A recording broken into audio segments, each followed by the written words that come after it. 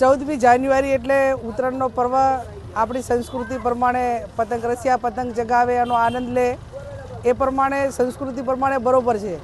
સાથે સાથે સૌથી મોટો પડકાર કે આ સૃષ્ટિના રચના માટે કરીને અને પર્યાવરણની સાચવણી માટે પક્ષીઓની પણ અગત્યની ભૂમિકા હોય છે।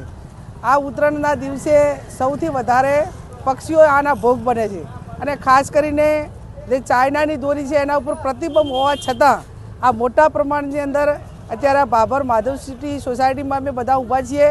નાગરાજ મોલ જે ચલાવે છે આ તમામ યુવાનોએ સાથે મળીને ભાભરની અંદર અભિયાન ચલાવ્યું છે અને અભિયાનમાં જે સોસાયટી વાઇઝ સોસાયટીમાં ફરીને જ્યાં પણ આ દોરી દેખાય એ દોરીનું કલેક્શન કરી અને એને નાશ કરવા માટેનો એ પૂરેપૂરો પ્રયત્ન કરી રહ્યા છે।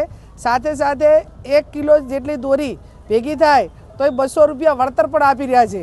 એટલે આ પ્રમાણે એમનું જે અભિયાન છે એ પક્ષીઓને બચાવવા માટેનું છે અને ઉત્તરાયણ પત્યા પછી પણ ઘણા ટાઈમ સુધી જ્યાં ઝાડ હોય કે અન્ય જગ્યાઓ ઉપર પક્ષીઓ આના ભોગ બનતા હોય છે। એટલે પક્ષીઓને બચાવવા માટે એમણે આ સરાહનીય કામ કર્યું છે, એમને હું અભિનંદન આપું છું।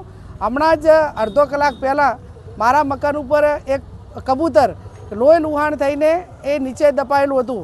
કેટલું બધું લોહી નીકળેલું કે એની આખી પાંખ કપાઈ ગયેલી અને ગાડી લઈને ત્યાં એને ગૌશાળાએ જે આપણી હરિધામ ગૌશાળા છે એ ગૌશાળાની અંદર મૂકવામાં આવ્યું છે। એટલે આવા પક્ષીઓના કરુણ મોત ન થાય અને આ જે આપણી રોજંદારની જે પર્યાવરણની સાચવણી માટે પક્ષીઓની અમુક જે પ્રજાતિ છે એની ખૂબ જરૂર હોય છે।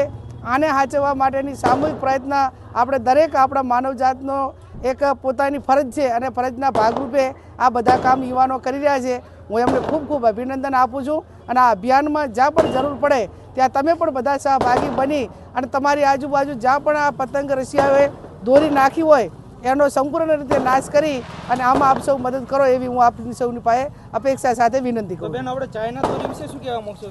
સરકારના ગાઈડલાઈન ચાઇના દોરીનો આમ તો સરકાર તરફથી એને બેન લગાવવામાં પ્રતિબંધ મૂકવામાં આવેલો છે, પણ ક્યાંક ને ક્યાંક જે એના ઉપર રેમ નજર રાખવાની હોય, એના ઉપર ચાપતી નજર રાખવાની હોય, એના ઉપર પ્રતિબંધ માટેના જે પગલાં લેવાના હોય એ પગલાં નથી લેવાતા। એટલા માટે આટલા મોટા પ્રમાણની અંદર 80% દોરી આ ચાઇના છે અને 80% ચાઇના હોય તો જે પણ ઉત્તરાયણના અઠવાડિયા પહેલાં કે ઉત્તરાયણના આગલા દિવસે જે લોકો આ પતંગ સાથે વ્યવસાય સાથે સંકળાયેલા છે એમના ઉપર વોચ રાખવી જોઈએ અને એના સ્પેશિયાલિસ્ટ જે હોય એ નિષ્ણાંતો પાસે એનું ચેકિંગ કરાવી અને એમની સામે યોગ્ય કાર્યવાહી કાયદાકીય કાર્યવાહી પણ કરવી જોઈએ।